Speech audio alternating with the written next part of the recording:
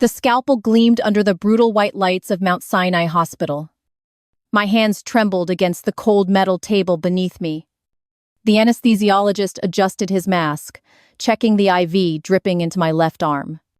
Beep. Beep. Beep. The heart monitor counted down what might be my final moments alive.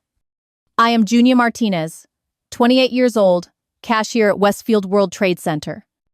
Nobody important. Nobody worth remembering. At least, that's what my family had convinced me for 15 years. The operating room felt like a tomb made of sterile tiles. 6 doctors moved around me like vultures circling their prey. My sister Isabella lay unconscious on the table beside me. The golden child. The beloved daughter who had everything I never did, including my place in every family photograph since I turned 13. Dr. Harrison approached with the anesthesia mask in his gloved hands. His voice was gentle but clinical. Junia, we're going to put you under now. Remember, you're saving your sister's life.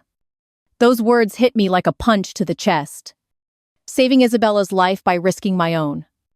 The same Isabella who had convinced our parents to crop me out. The same Isabella who whispered to cousins that I was adopted. The same Isabella who told everyone I was just the help. But here I was, about to give her my kidney. Because family is family. Because duty comes before self-preservation. Because good girls sacrifice everything for everyone else. The mask lowered toward my face. My vision started to blur around the edges. The room began spinning like a carousel from hell. Dr. Harrison's voice became an echo bouncing off distant walls. Count backward from 10, Junia. 10. My eyelids grew heavy as concrete blocks. 9. The beeping slowed to match my failing heartbeat. 8. I thought about my cramped studio apartment in Queens. 7. My minimum wage job scanning barcodes for 8 hours daily. 6. The way my mother looked through me at family dinners. 5. How my father forgot my birthday 3 years running. 4. The inheritance I would never see because I didn't matter. 3. Isabella's cruel laugh echoing through our childhood home. 2. The word duty carved into my bones like a prison sentence. 1. Darkness began swallowing the white lights above me. Then the doors exploded open, like a bomb had detonated. Crash. Metal against steel. Shouting voices cutting through the medical silence. To stop that surgery right now.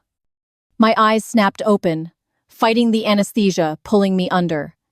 Police officers in navy blue uniforms flooded the operating room. Their boots thundered against the spotless floor. Behind them, a figure I hadn't seen in 2 years. Grandpa Arthur.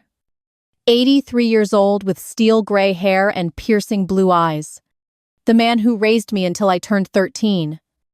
The man who disappeared when my parents decided I was disposable. He stormed through the chaos like Moses parting the Red Sea.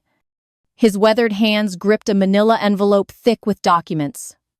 Get away from my granddaughter. His voice boomed across the sterile room with decades of authority. Dr. Harrison stumbled backward, the anesthesia mask dropping from his fingers. Sir, you cannot be in here. This is a sterile environment. We have a patient in critical condition. Arthur's laugh was sharp as broken glass cutting through skin. Critical condition? You mean the condition where you steal her kidney?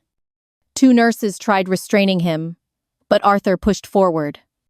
The police officers flashed their badges at the confused medical staff. We have a court order stopping this procedure immediately. Chows erupted like a dam breaking under pressure. Doctors shouted over each other about patient safety and protocol. Nurses scrambled to maintain sterile conditions while accommodating the invasion. The anesthesiologist frantically checked my vitals as consciousness flickered. Isabella's monitor continued its steady beeping from the neighboring table. Still unconscious. Still unaware that her perfectly planned extraction had just imploded. My vision swam between clarity and drug-induced fog. Arthur appeared above me like an avenging angel in flannel. His eyes were wet with tears I had never seen. "Junia, baby, can you hear me?" My mouth felt stuffed with cotton, but I managed a whisper. "Grandpa? How did you know?" He squeezed my hand with fingers that remembered every bedtime story. Every scraped knee he had bandaged. Every nightmare he had chased away before my parents erased me. Someone had to tell me the truth eventually. His voice cracked like autumn leaves under heavy footsteps. "They tried to erase you, Junia. But not this time." The lead police officer approached Dr. Harrison with official paperwork. "This surgery is suspended pending investigation into coercion and fraud. The patient has the right to withdraw consent." Dr. Harrison's face went pale as hospital sheets. Withdraw consent?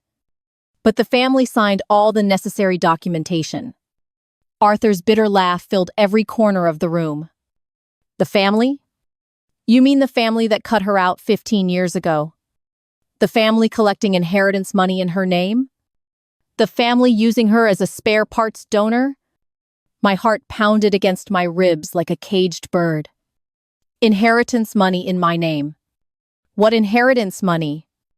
The anesthesia was wearing off, but the questions multiplied exponentially. Arthur leaned closer, his voice dropping to a protective whisper.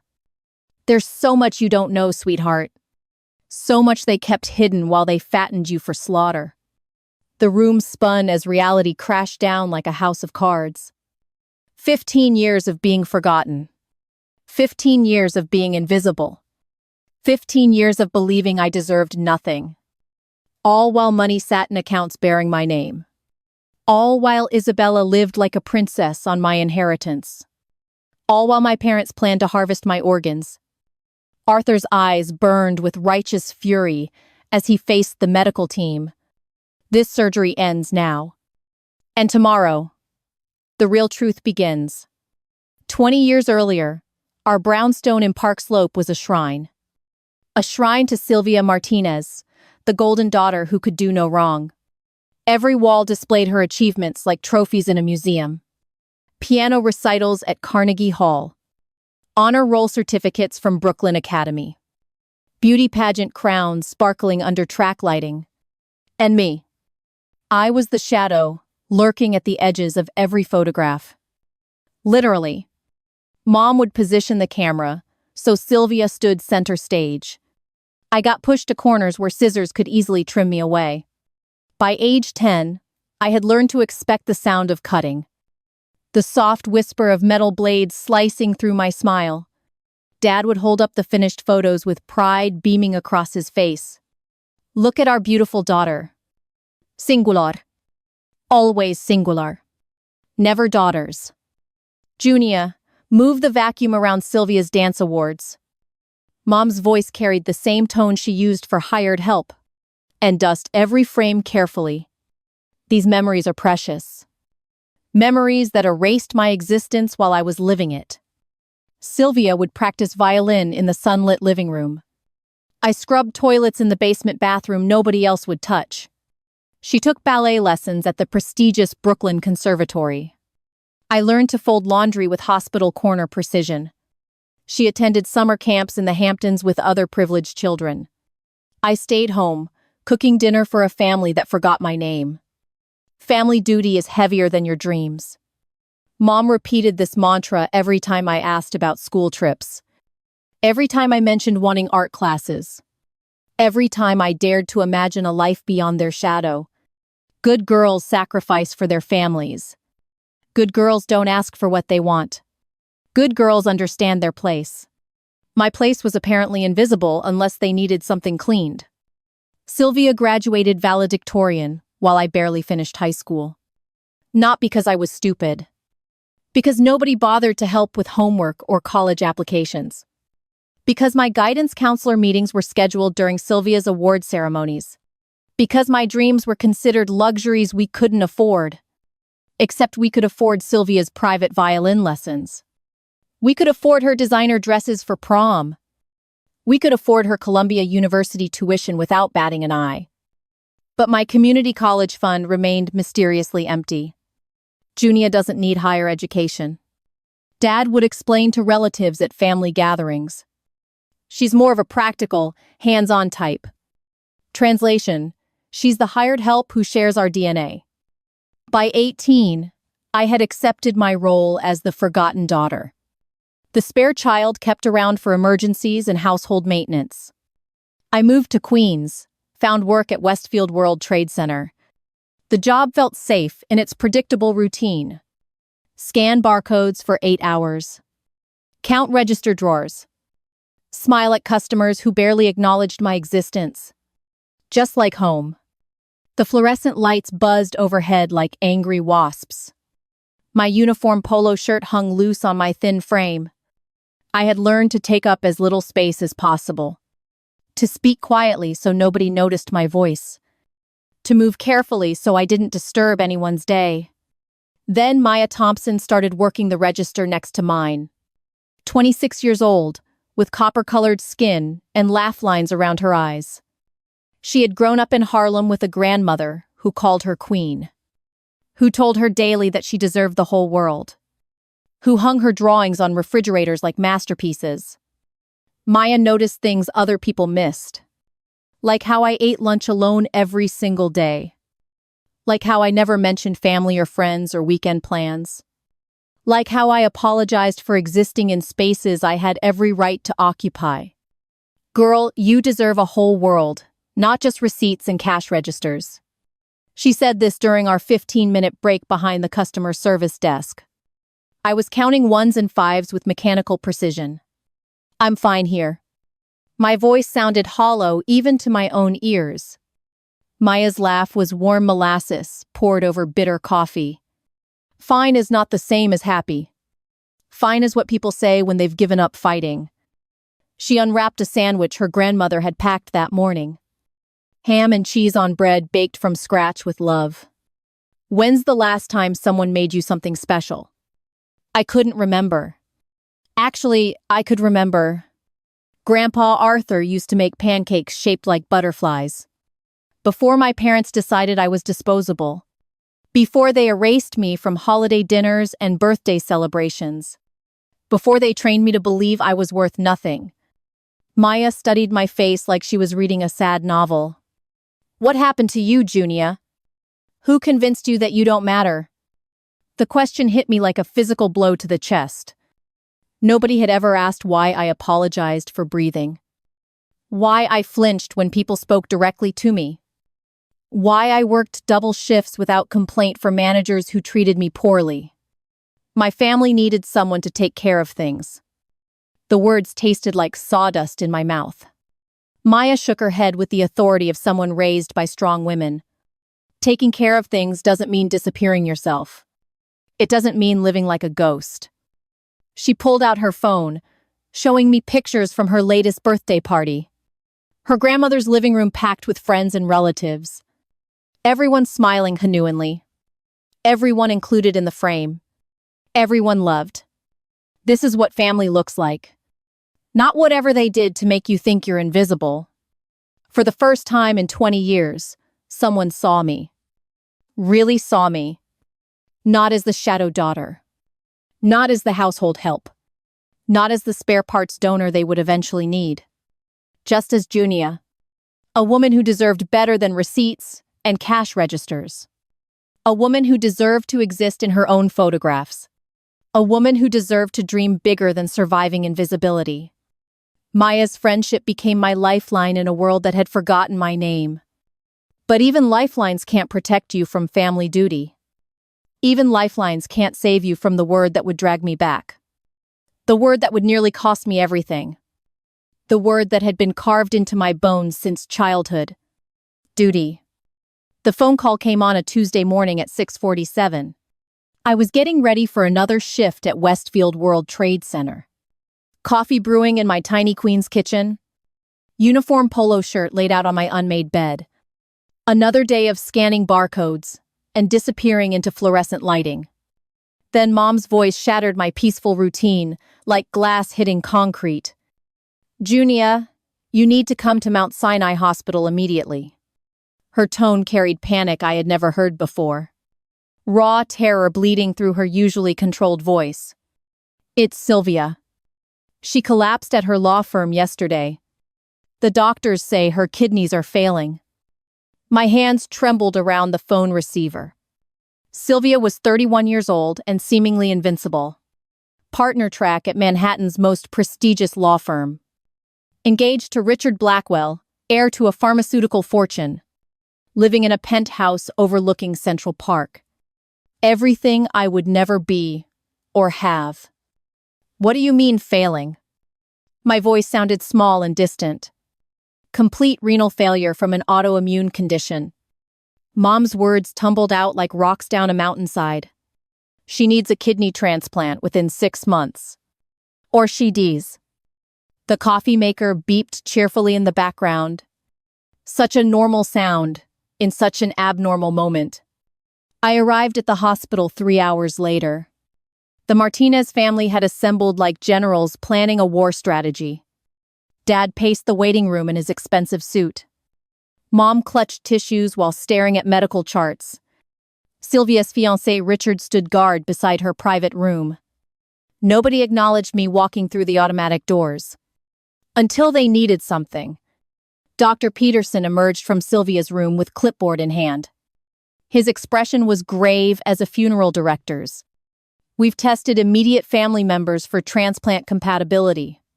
The results are conclusive. He looked directly at me for the first time. Junia is a perfect match. Her tissue type is identical to her sister's. Silence fell over the waiting room like a heavy blanket. Then every pair of eyes turned toward me simultaneously. The forgotten daughter suddenly became the most important person present. Mom's tear-stained face transformed into something calculating and desperate. Junia, this is your chance to save your sister's life. This is your duty as family. That word again. Duty. The chain that had bound me since childhood. Dad stepped forward with his salesman's smile firmly in place. Think about it, sweetheart. You could be the hero of this family. You could finally matter. Finally matter. As if my worth was measured in spare organs. Richard's voice cut through the emotional manipulation with corporate efficiency. We'll cover all medical expenses, of course. Plus a small compensation for your time. Time. Like donating a kidney was equivalent to working overtime. I stared at Sylvia through the glass window. Pale and fragile under hospital blankets. For the first time in our lives, she needed me. Really needed me. Maybe this was my chance to finally belong. Maybe this was how sisters showed love. Maybe this was my path to forgiveness and acceptance. I need time to think. The words slipped out before I could stop them. Mom's expression hardened like concrete setting in winter. Think about what? Your sister is dying. If you don't do this, you'll kill your sister. The accusation hit me like a physical blow. Kill your sister. As if refusing meant murder. As if my body belonged to them by birthright. Dr. Peterson cleared his throat uncomfortably. The surgery carries significant risks for the donor. Kidney donation is major surgery with potential complications. Infection, bleeding, even death in rare cases. Dad waved dismissively at the medical facts. Junia is young and healthy. She'll be fine. Family takes care of family. But they hadn't taken care of me. They had erased me, ignored me, used me. Now they wanted to harvest my organs. I left the hospital without giving them an answer. Maya was waiting by my register when I arrived for work. Her concerned eyes searched my face for clues. Girl, you look like you've seen a ghost. I told her everything while we restocked receipt paper. The kidney failure. The perfect match. The family pressure disguised as love. Maya listened without interrupting until I finished speaking. Then she grabbed my shoulders with gentle firmness. Junia, listen to me very carefully. They only come to you when they need something. That's not love. That's exploitation. Her words landed like truth bombs in my confused heart. But she's my sister. My voice cracked with 28 years of desperate hope. Maybe this is my chance to finally be part of the family. Maya's expression softened with the patience of someone explaining colors to blind person. Honey, you've been part of this family your whole life. They just refuse to see you. Giving up your kidney won't change that. It'll just prove you're useful. There's a difference between being useful and being loved. That night I lay awake staring at my ceiling. Rain drummed against my window like fingers tapping impatiently. The phone rang 17 times. Mom's voice on the answering machine grew more frantic with each call. Junia, your sister is getting weaker. The doctors say she has months, not years. How can you be so selfish? How can you let your own sister die? Selfish. The word they had never used when I cleaned their house. The word they had never used when I sacrificed my college dreams. The word they had never used when I disappeared from their lives. Now I was selfish for hesitating to risk my life. For wanting time to consider major surgery. For asking questions about my own survival. But Maya's voice echoed louder than their guilt trips. That's not love, Junia. That's exploitation. Maybe she was right. Maybe I had spent my whole life confusing use with love. Maybe it was time to stop. But family duty is heavier than dreams. And some chains take a lifetime to break. I said yes on a Thursday evening while rain hammered Brooklyn. The word fell from my lips like a stone into deep water. Yes. I'll give Sylvia my kidney. Mom's tears were immediate and theatrical. Dad clapped his hands like I had just agreed to overtime.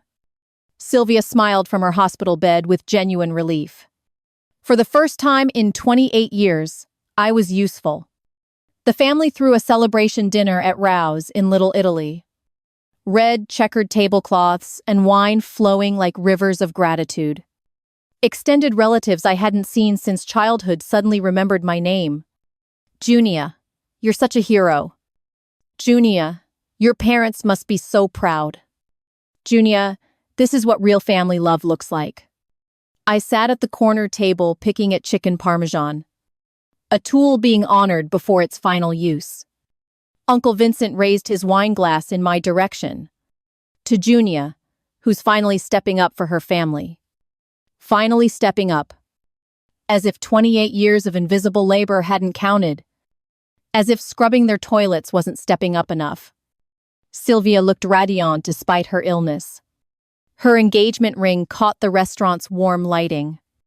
Junia, I want you to know something. Her voice carried a softness I had never heard before. When this surgery is over, everything changes. I'll finally see you as my real sister. The words hit my heart like arrows finding their target. Real sister. After decades of being the shadow daughter, after years of existing in cropped photographs, after a lifetime of being furniture with a pulse, maybe this sacrifice would finally buy me love. Maybe this kidney would purchase belonging. Maybe this surgery would transform me from tool to family. I clung to that promise like a drowning person grips driftwood. The pre-surgery preparations felt like planning my own funeral. Blood tests and X-rays mapping my internal geography. Psychological evaluations ensuring I was mentally competent to donate. Insurance forms signed in triplicate with cold efficiency. Mom and Dad handled the paperwork like business executives. No tears. No emotional speeches about my bravery. Just signatures on dotted lines transferring ownership of my organs. This form authorizes removal of the left kidney. Dad's voice was clinical as he read legal documents. This form waives the hospital's liability for donor complications. This form designates Sylvia as primary beneficiary. Beneficiary of what, I wondered. But I was too scared to ask questions. Too conditioned to accept whatever they decided. The night before surgery, I stood alone in the hospital bathroom. Fluorescent lights buzzed overhead like angry insects. My reflection stared back from the mirror above the sink. Hollow eyes and a face that looked older than 28. Maybe this is the only way they'll love me. I whispered to my reflection like a prayer. Maybe this kidney is the price of belonging. The woman in the mirror looked unconvinced. She had Maya's skeptical expression around her eyes. She had Grandpa Arthur's stubborn jawline. She had the face of someone worth more than spare parts.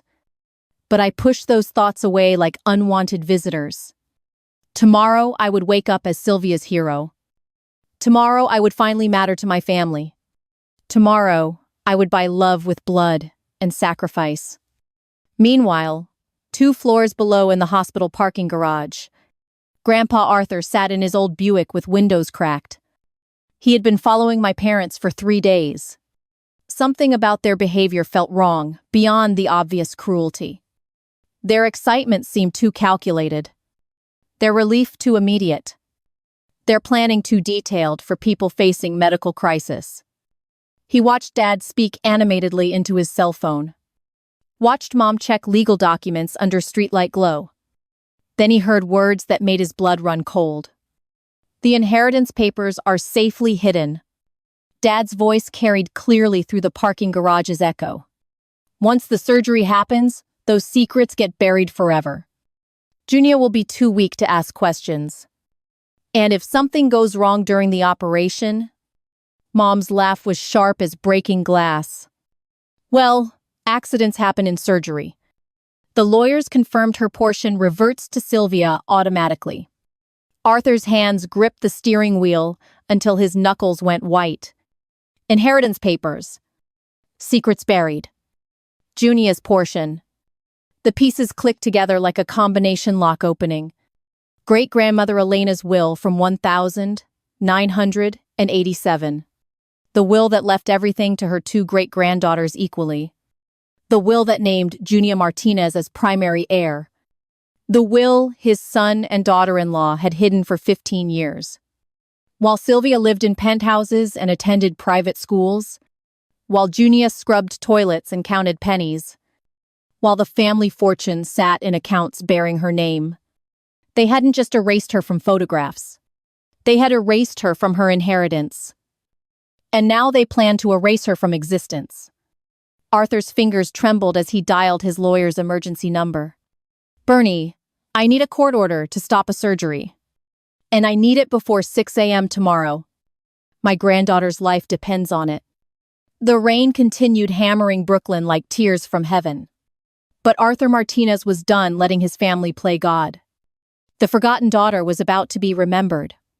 The silent sacrifice was about to find its voice. And the truth was about to explode, like dynamite in an operating room. Some secrets are too big to stay buried. Some lies are too dangerous to survive. Some granddaughters are too precious to lose. Even when their own parents have forgotten their worth. Especially then. Arthur's hands shook as he unlocked the dusty filing cabinet. His Park Slope basement smelled like mothballs and forgotten memories. 40 years of documents stacked in manila folders. Birth certificates, insurance policies, and buried truths. He found what he was looking for in folder marked Elena Martinez estate. His late wife's will, dated the 15th of March, 1987. The legal document that changed everything.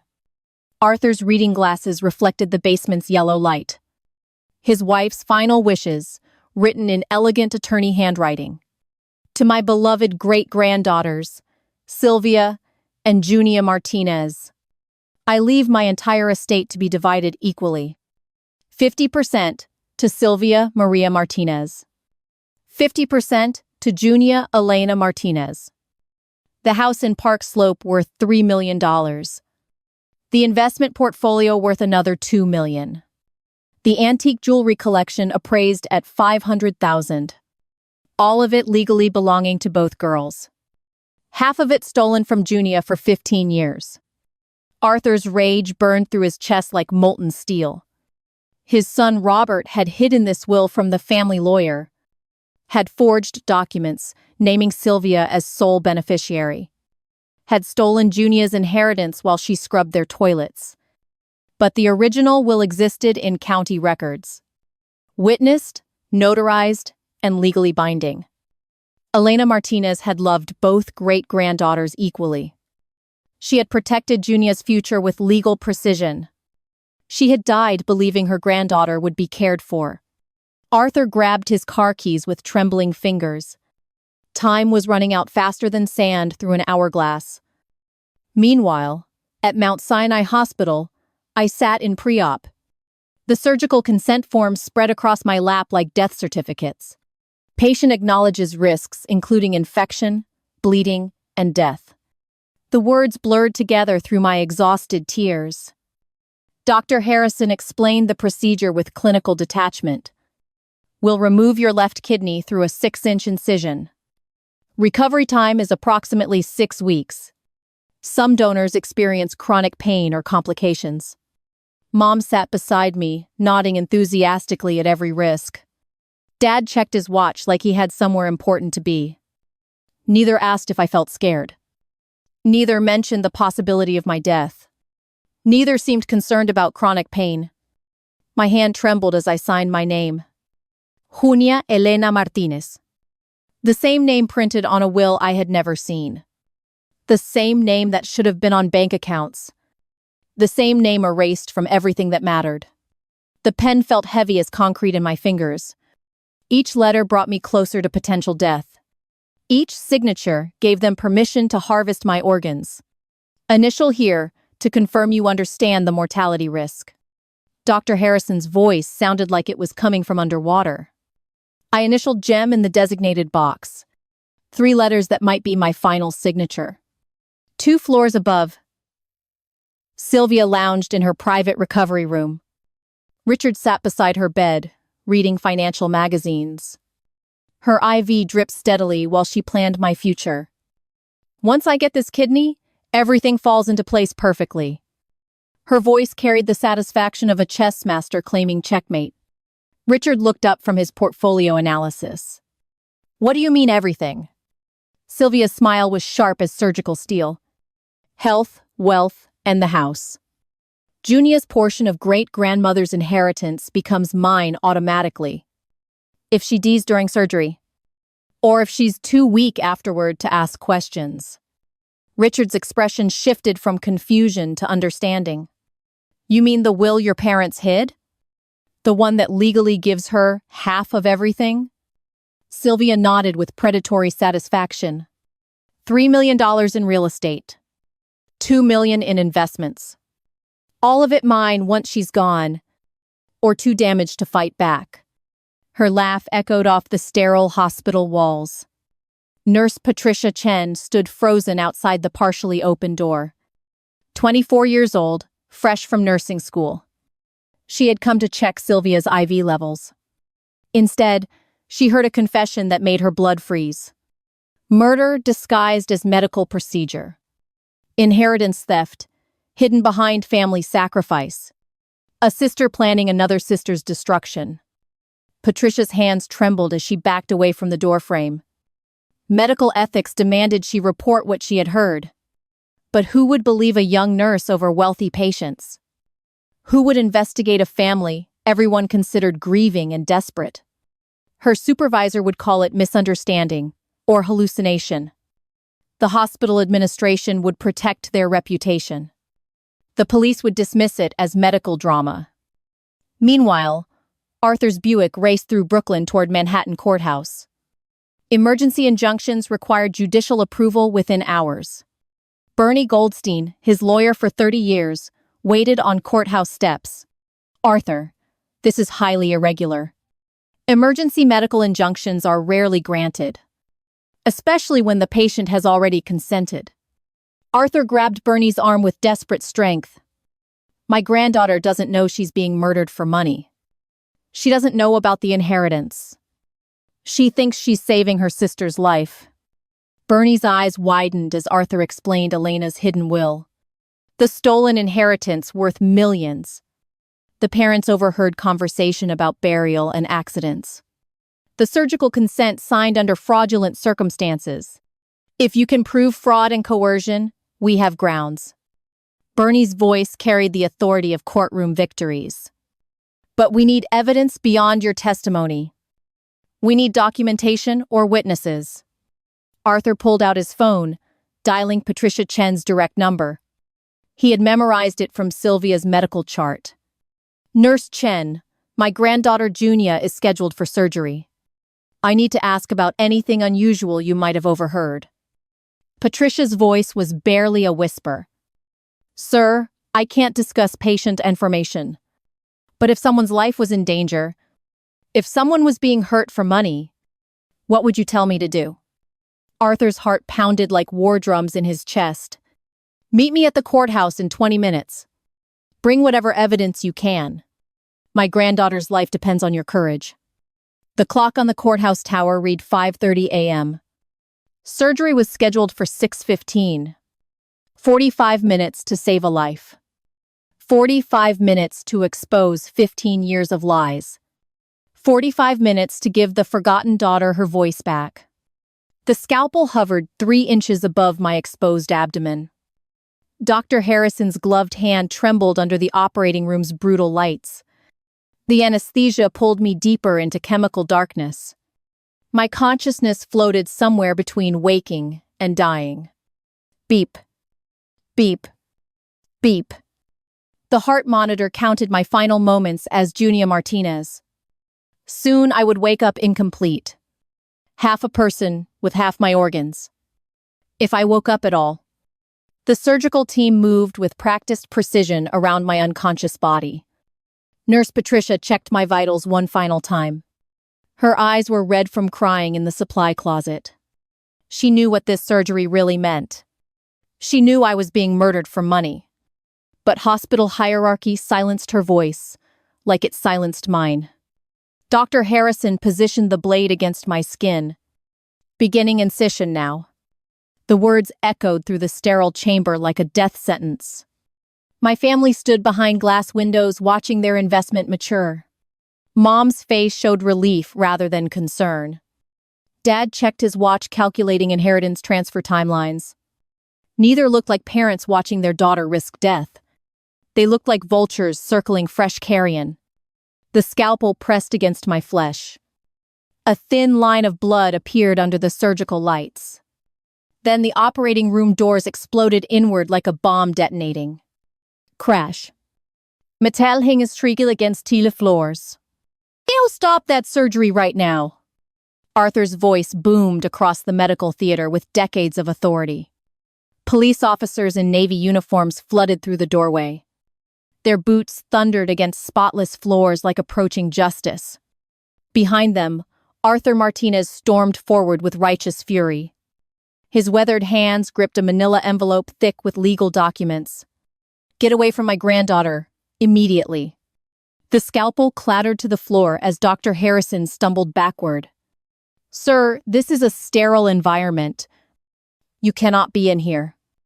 Arthur's laugh was sharp as breaking glass. "Sterile environment for organ theft? I think not." Officer Rodriguez stepped forward, displaying his badge and court papers. "We have an emergency injunction halting this procedure. Effective immediately." The patient was coerced under fraudulent circumstances. Dr. Harrison's face went pale as hospital sheets. Fraudulent circumstances? The consent forms were signed voluntarily. Arthur's eyes blazed with 15 years of suppressed rage. Voluntarily? She doesn't even know about her stolen inheritance. She doesn't know they've been robbing her since childhood. She doesn't know this surgery is designed to kill her. The operating room erupted into chaos like a disturbed beehive. Nurses scrambled to maintain sterile protocols while accommodating the invasion. Doctors shouted medical objections over legal complications. My parents pressed against the observation window like trapped animals. Officer Martinez approached Dr. Harrison with official documentation. "This surgery is suspended pending investigation into inheritance fraud. The donor has the right to withdraw consent, especially when that consent was obtained through deception." Dr. Harrison's hands shook as he read the court order. Withdraw consent? But the family provided all necessary legal documentation. Arthur's bitter laugh filled every corner of the room. "The family? You mean the family that stole $3 million? The family that forged inheritance documents? The family planning to collect life insurance if she dies? Behind the glass, Mom's face twisted with desperate fury. She pounded against the window like a caged beast. This is ridiculous. Junia volunteered to save her sister. This is family business, not legal business. Arthur turned toward her with eyes like Arctic ice. Family business? You erased her from photographs. You stole her inheritance. You planned her murder. That's not family business. That's criminal business. Sylvia's scream pierced the air like a fire alarm. This is my life on the line. I'm dying without this kidney. How dare you stop my surgery? Arthur's voice dropped to a deadly whisper. And Junia's life is not? Her life doesn't matter because she's not the favorite? Her death is acceptable because she's inconvenient? Officer Rodriguez moved toward the observation window. We need the family members to come with us for questioning. Now. Dad pressed himself against the glass like he could disappear through it. Questioning about what? We haven't done anything wrong. We're trying to save our daughter's life. Arthur held up Elena's original will, like a weapon. By murdering your other daughter for her inheritance. By stealing what your grandmother left her. By treating her like spare parts instead of family. The police began herding my parents toward the exit. Mom's voice rose to a hysterical shriek. She owes us this kidney. After everything we've done for her. After we raised her and fed her, she owes us her organs. Arthur's response was quieter than thunder, but twice as powerful. She owes you nothing. You owe her everything. 15 years of love. 15 years of recognition. 15 years of inheritance. $3 million in stolen money. The anesthesia was wearing off slowly like fog lifting from water. My consciousness floated between the voices and the silence. Between the chaos and the peace. Between the lies and the truth. I heard Sylvia screaming curses that would make sailors blush.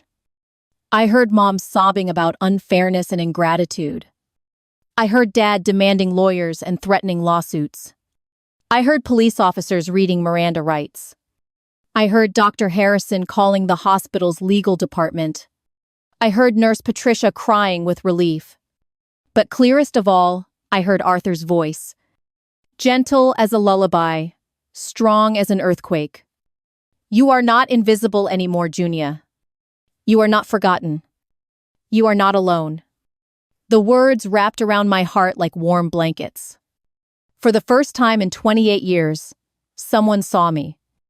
Really saw me. Not as a tool or spare parts. Not as shadow daughter or household help. But as Junia Elena Martinez. The granddaughter worth saving. The woman worth fighting for. The heir worth millions. The life worth preserving. My eyes fluttered closed as the truth finally set me free.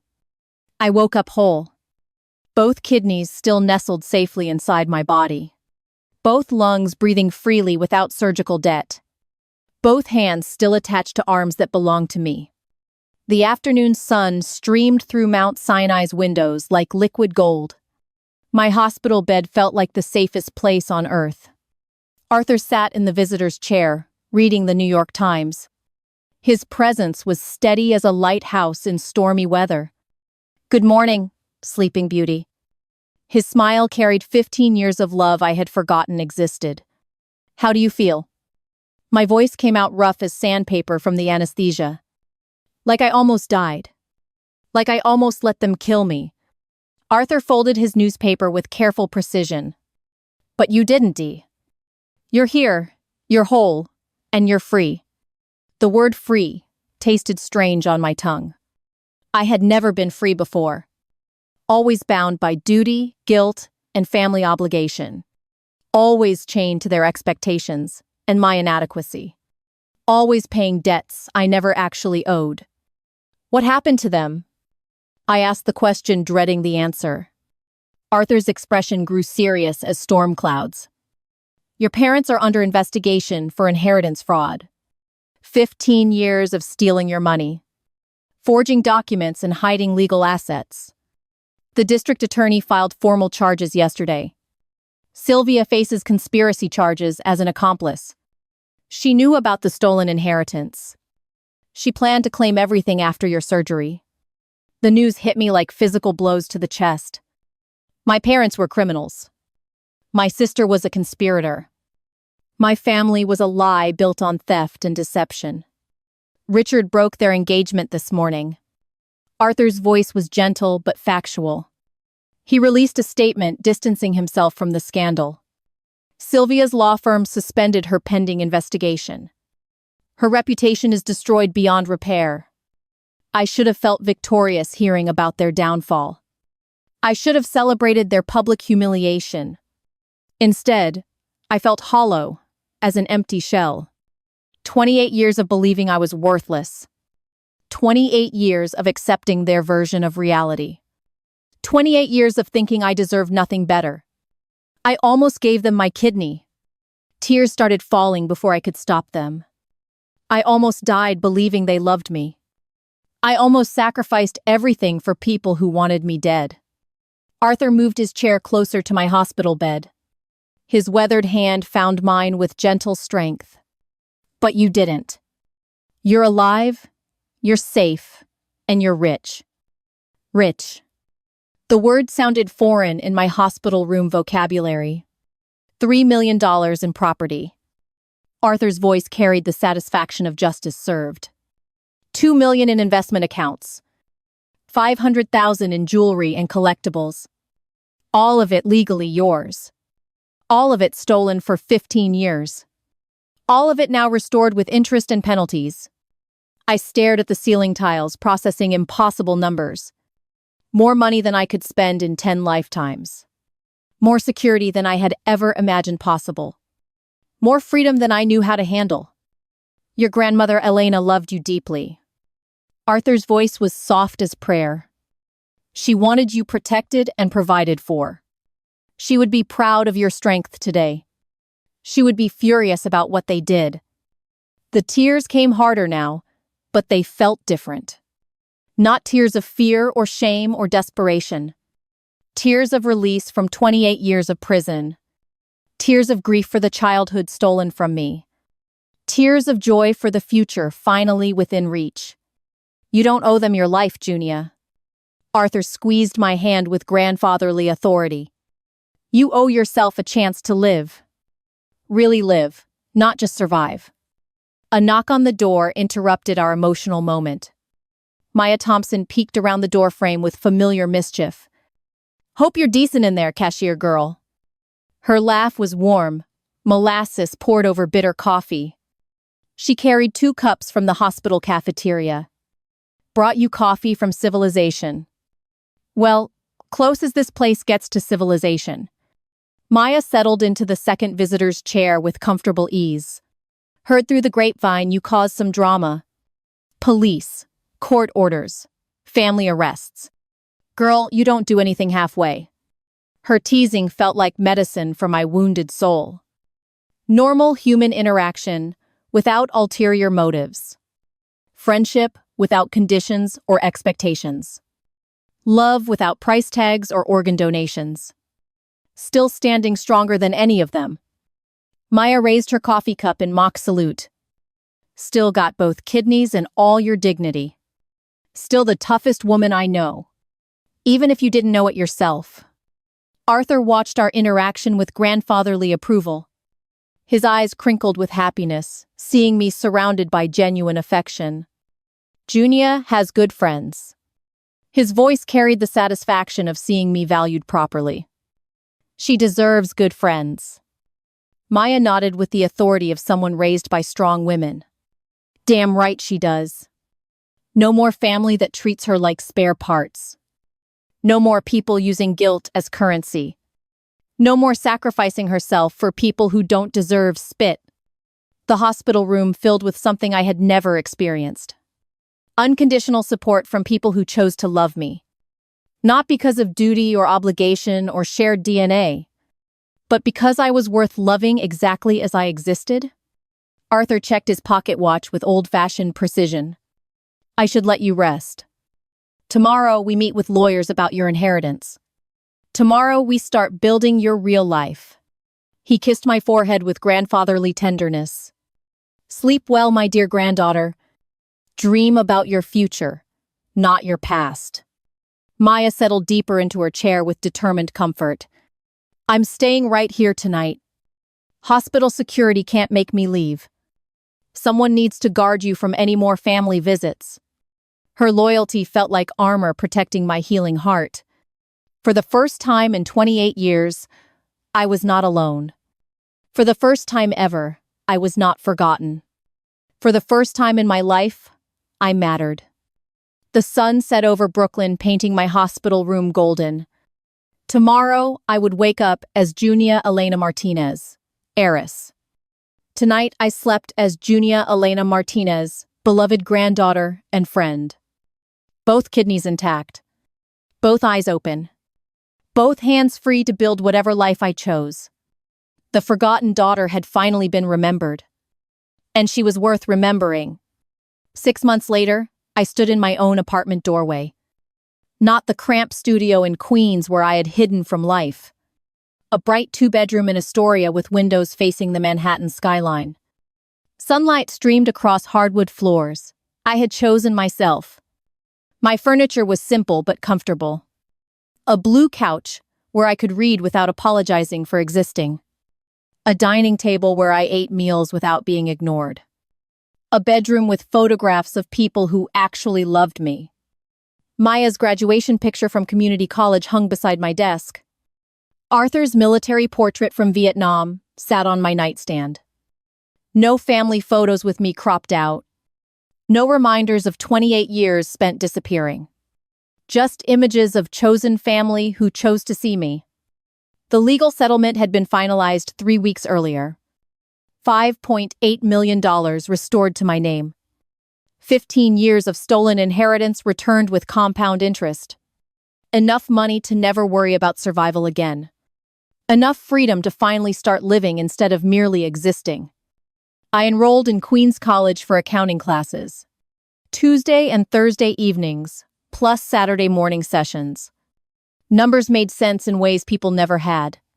Balanced equations where everything added up correctly. Spreadsheets that couldn't lie or manipulate or erase me. Professor Martinez praised my attention to detail. The irony of sharing his surname wasn't lost on me. You have natural talent for financial analysis, Junia. Consider pursuing your bachelor's degree full-time. Full-time education. The dream I had abandoned at 18 when college became impossible. Now possible again thanks to inheritance money and newfound courage. Maya waited in the hallway after Thursday night class. She had started taking photography courses at the same campus. Ready for our Brooklyn Bridge adventure? Her camera bag hung across her shoulder like professional equipment. Arthur's already claiming the best bench. We rode the subway into Manhattan together. 2 women in their late 20s discovering who they could become. Maya chattered about aperture settings and composition rules. I listened while reviewing corporate tax law in my textbook. Normal conversation between friends who supported each other's dreams. No ulterior motives or hidden agendas. Just friendship based on mutual respect and genuine affection.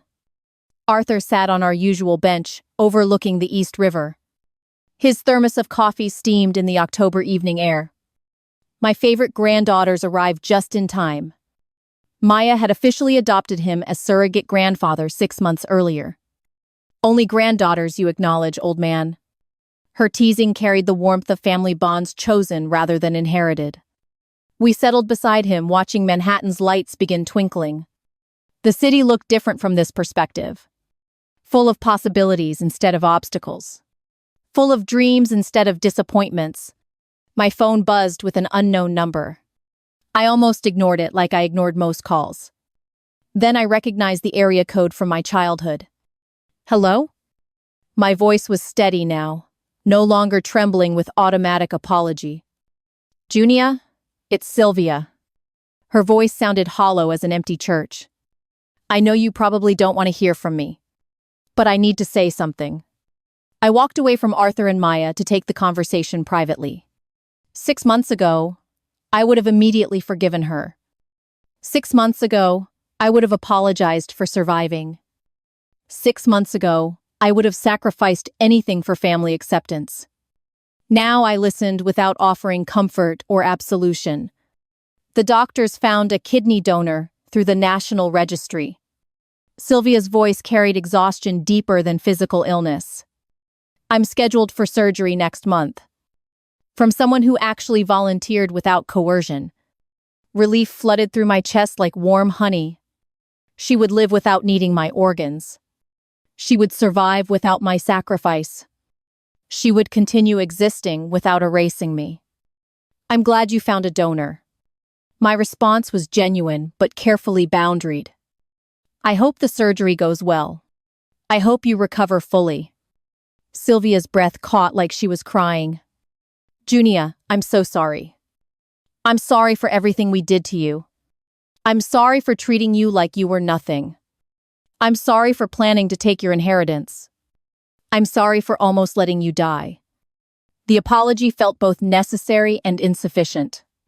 28 years of cruelty couldn't be erased with words. 15 years of theft couldn't be forgiven with tears. A lifetime of erasure couldn't be undone with regret. I appreciate your apology, Sylvia. My voice remained calm as still water. I forgive you for my own peace. I wish you healing and happiness. But my life isn't yours anymore. My choices aren't dictated by family obligation. My existence isn't dependent on your approval. Silence stretched between us like an ocean. Does that mean you'll never speak to us again? Her question carried the desperation of someone losing control. It means I'll speak to you when I choose to. If I choose to. On my terms, not yours. My boundaries matter now. My needs matter now. I matter now. I ended the call without waiting for her response. For the first time in my life, I had hung up first. For the first time ever, I had controlled the conversation. For the first time in 28 years, I had put myself first. Arthur and Maya watched me return to our bench. Neither asked about the phone call or demanded explanations. They trusted me to share what I wanted to share. They respected my privacy without making me earn it. They loved me without conditions or expectations. Everything okay, cashier girl? Maya's question was gentle as butterfly wings. Everything's perfect. My answer surprised me with its honesty. Better than perfect, actually. Everything's exactly as it should be. We sat in comfortable silence watching the city sparkle. 3 people who had found each other across circumstances and generations. 3 souls who proved family could be chosen rather than inherited. 3 hearts that understood love doesn't require sacrifice. The Manhattan skyline stretched before us like infinite possibilities. Tomorrow, I would wake up as Junia Elena Martinez, accounting student. Tomorrow, I would continue building a life based on choice rather than duty. Tomorrow, I would keep putting myself first, without apologizing. The forgotten daughter had become the woman who refused to be erased. The shadow child had stepped into her own light. The spare parts donor had claimed ownership of her whole self. My eyes were steady now, no longer seeking approval or permission. My smile was genuine now, no longer performed for others' comfort. My life was mine now, no longer sacrificed for family obligation. Finally putting myself first felt like coming home to myself. And I was worth coming home to. If this story moved you, don't forget to subscribe for more powerful tales of strength and justice.